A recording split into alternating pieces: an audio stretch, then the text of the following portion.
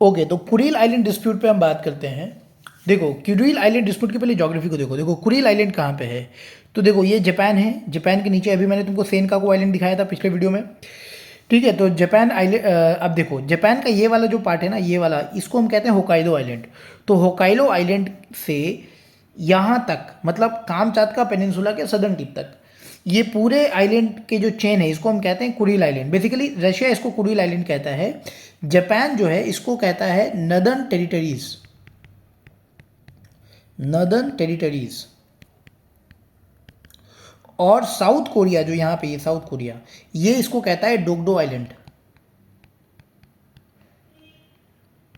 ये जो पूरा तुमको कुरिल आइलैंड दिख रहा है, ये 56 आइलैंड का समूह है जिसमें 100 से ज़्यादा वोल्केनोज हैं, 100 से ज़्यादा वोल्केनोज हैं। और इन 100 से ज़्यादा वोल्केनोज में 35 वोल्केनोज तो अब भी एक्टिव हैं, मतलब कभी भी वो फट सकती है या फटते रहती है।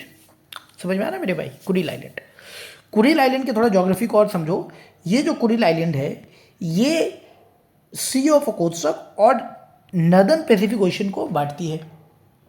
समझ में आ रहा है? और ये जो कुरिल आइलैंड का ये झगड़ा है ना, ये जापान और रशिया के बीच में है।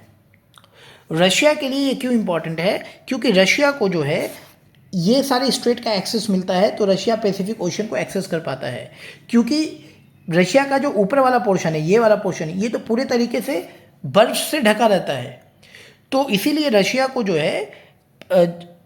है पूरे साल जो है ये जो स्ट्रेट है ये एक्सेस देता है टू पैसिफिक ओशन, इसलिए रशिया के लिए बहुत इंपॉर्टेंट है, ठीक है। तो ये जो कुरिल आइलैंड का डिस्प्यूट है, ये जापान बनाम रशिया है, जापान वर्सेस रशिया है, ठीक है। अब हम चलते हैं कि भाई मामला क्या है। देखो अभी का जो डिस्प्यूट है ना, वो बेसिकली कुरिल आइलैंड के सारे डिस्प्यूट को सारे आइलैंड को लेकर नहीं है, बल्कि सिर्फ 4 आइलैंड, समझो 4 आइलैंड, अरे यार 4 आइलैंड। एक देखो यहाँ पे कुनासिर, फिर इतोरोफू, नीचे सिकोतन और चौथा हबोमाई। तो ये जो 4 आइलैंड है जिसको कि सदर्न कुरिल आइलैंड कहते हैं, इसको क्या कहते हैं? सदर्न कुरिल, क्योंकि ये कुरिल आइलैंड के साउथ में है, तो सदर्न कुरिल आइलैंड, ठीक है। तो देखो ये बाकी तो कुरिल आइलैंड जो है ये तो भाई रशिया का ही है। झगड़ा जो है ना इन 4 को लेकर के है, कुनाफिर, इतोरोफू, सिकोतन और हबोमाई, ठीक है, हबोमाई। देखो मैप में देखो 1855 में ये जो पूरा का पूरा ये हम जो देख रहे हैं होकाइडो आइलैंड, और ये जो 4 हमने तुमको बताया कुनासिर, इतोरोफू, सिकोतन, हबोमाई, ये जापान का हुआ करता था 1855 में। 1875 में ये यहाँ तक जापान का हो गया, ये जो येलो में दिख रहा है ना ये पूरा जापान का हो गया। 1905 में सखालिन भी जापान का हो गया। देखो ये वाला सखालिन है, ये सखालिन है, ठीक है, ये भी आज के टाइम पे रशिया का है, ठीक है। तो सखालिन भी जापान का हक हो गया। लेकिन 1945 में सारा चीज़ जापान के साथ चला गया, बस होकाइडो आइलैंड तक जापान सिमट के रह गया। तो चीज़ों को समझते हैं। सबसे पहले हम समझते हैं treaty of Shimoda. Treaty of Shimoda Russia और जापान के बीच में पहली ट्रीटी थी 1855 में, जिसमें कि सारा का सारा समझो, जिसमें कि ये जो 4 कुरिल आइलैंड है, ये जो 4 कुरिल आइलैंड है ना, मतलब जो सदर्न कुरिल्स है, इसको सदर्न कुरिल्स बोलेंगे। सदर्न कुरिल्स जापान को मिल गया और बाकी रशिया को मिल गया 1855 में। फिर 20 साल के बाद 1875 में होता है treaty of Saint Petersburg. Treaty of Saint Petersburg 1875 में रशिया क्या कहता है कि ये जो सखालिन आइलैंड है ना, ये तुम मुझे दे दो और बदले में पूरा का पूरा कुरिल लेके चले जाओ। तो जापान को पूरा कुरिल मिल जाता है, सखालिन मिल जाता है रशिया को 1875 में। उसके बाद रशिया और जापान के बीच में जंग छिड़ जाती है, जिसको हम रसो जापानीज वॉर कहते हैं 1904 में। और वो वॉर ख़त्म होती है 1905 के पोर्ट ट्रीटी ऑफ पोर्ट्समाउथ। तो ट्रीटी ऑफ पोर्ट्समाउथ से 1905 में वो जो है ख़त्म होती है, ठीक है। समझ में आ रहा है मेरे भाई? वो ख़त्म होती है ट्रीटी ऑफ पोर्ट्समाउथ से। अब ट्रीटी ऑफ पोर्ट्समाउथ में क्या बात होती है? ट्रीटी ऑफ पोर्ट्समाउथ, जिसको ऑफकोर्स यूएस मेडिएट करवाता है, हर जगह का मुखिया यूएस बनता है, यूएस मेडिएट करवाता है। और ट्रीटी ऑफ पोर्ट्समाउथ में क्या बोलता है कि देखो ये जो सदर्न सखलिन है ना, अगर सखलिन को 2 पार्ट में बांटो, ये वाला सदर्न सखलिन होता है, ये सदर्न सखलिन जो है ये जापान को दे दो तुम, ठीक है भाई, जापान को मिल जाता है। समझ में आ रहा है? उसके बाद जब सेकेंड वर्ल्ड वॉर हो जाती है और सेकेंड वर्ल्ड वॉर में ये तय हो जाता है कि जर्मनी हारेगी, तो 1945 में याल्टा एग्रीमेंट, क्रीमिया के शहर, क्रीमिया तुमको पता होगा यूक्रेन के नीचे क्रीमिया है, 2014 में क्रीमिया को रशिया ने एनेक्स कर लिया था।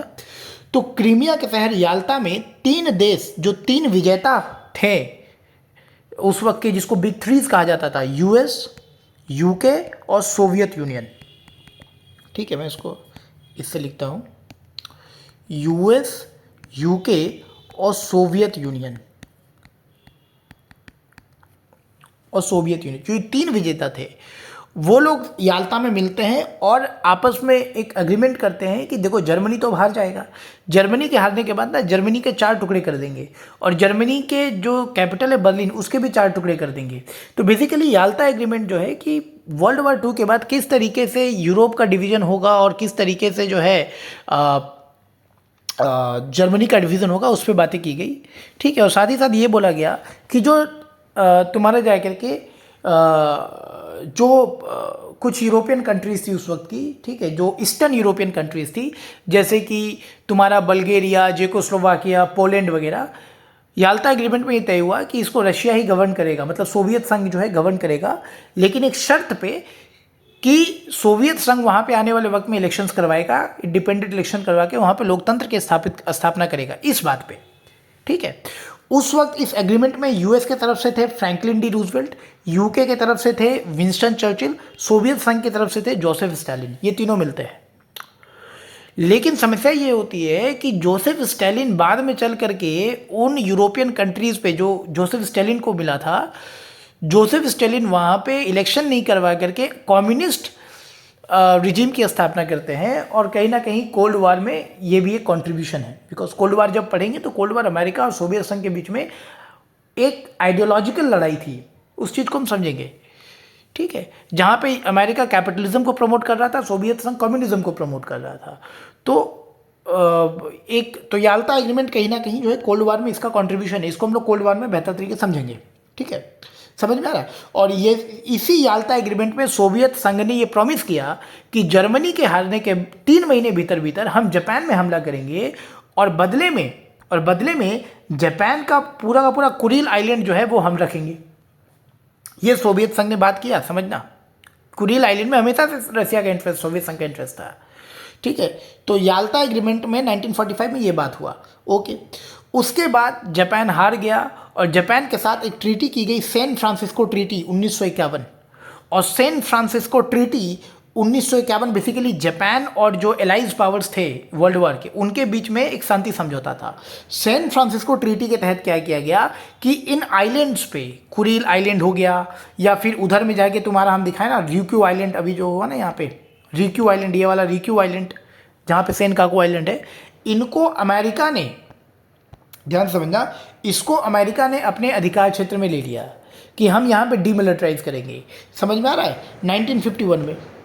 लेकिन जब 1971 में ये एरियाज जापान को वापस किया गया ओकिनावा रिवर्सन एग्रीमेंट के तहत, यहाँ पे देखो, ओकिनावा रिवर्सन एग्रीमेंट के तहत 1971 में जब यूएस ने इन एरियाज को जापान को वापस किया, तो फिर उस वक्त जो है कुरिल आइलैंड किसके अधिकार क्षेत्र में जाएगा ये यूएस ने बताया नहीं।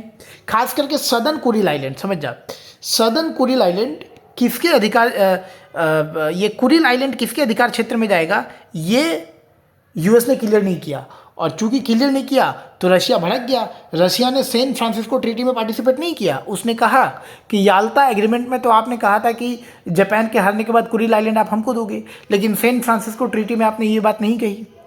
और चाइना को भी आपने इसमें नहीं लिया, बिकॉज चाइना में कम्युनिस्ट गवर्नमेंट की सरकार आ चुकी थी, तो यूएस जो है वो कम्युनिज्म से चिढ़ता था, चाइना भी जो है इसमें नहीं आया। तो रशिया ने, मतलब सोवियत संघ ने सैन फ्रांसिस्को ट्रीटी में पार्टिसिपेट नहीं किया। और सैन फ्रांसिस्को ट्रीटी में पार्टिसिपेट नहीं किया तो कहा जाता है कि रशिया और जापान के बीच में अभी वर्ल्ड वार 2 खत्म नहीं हुआ है। ठीक है, और इसीलिए कुरिल आइलैंड अभी भी जो है, खास करके ये जो 4 पोर्शन है कुरिल आइलैंड का, ठीक है, जो कि मैंने तुमको बताया, कुनासीर, ऊपर में इतोरोफू, नीचे में सिकोतन और हबोमाई, ये 4 आइलैंड जो है अभी भी झगड़ा का जड़ बना हुआ है, याद रखना, जापान और रशिया के बीच में। फिर 1956 में जापान सोवियत जॉइंट डिक्लेरेशन होता है, जिसमें जापान जो है इतने सारे झगड़ा के बाद जापान जो है सोवियत संघ के साथ जो है डिप्लोमेटिक रिलेशंस इस्टेब्लिश करता है। समझ में आ रहा है, डिप्लोमेटिक रिलेशंस इस्टेब्लिश करता है। तो जापान सोवियत ज्वाइंट डिक्लेरेशन भी पूरे तरीके से सक्सेसफुल नहीं हो पाता है, बिकॉज रशिया जापान को ऑफर करता है कि देखो जो दो आइलैंड है ना, जो दो आइलैंड है यहाँ पे, ये रहा सिकोतन और ये रहा हाबोमाई, ये दो आइलैंड तुम रख लो, बाकी सब हमको दे दो। जापान नहीं मानता। जापान कहता है कि ये तो पूरे आइलैंड का सिर्फ 7% है, हम इसको नहीं लेंगे। तो जापान सोवियत में भी जो है अभी, बेसिकली जापान रशिया में भी जो है अभी आइलैंड डिस्प्यूट चल रहा है। तो जापान एक तरफ अपने वेस्ट में जापान चाइना के साथ सेनकाकू में भिड़ा है, ईस्ट में रशिया के साथ जो है कुरिल पे भिड़ा है। समझ में आ रहा है? तो ये पूरा का पूरा भाई जो है कॉन्सेप्ट है जिसको कि हमने कवर कर लिया। ठीक है।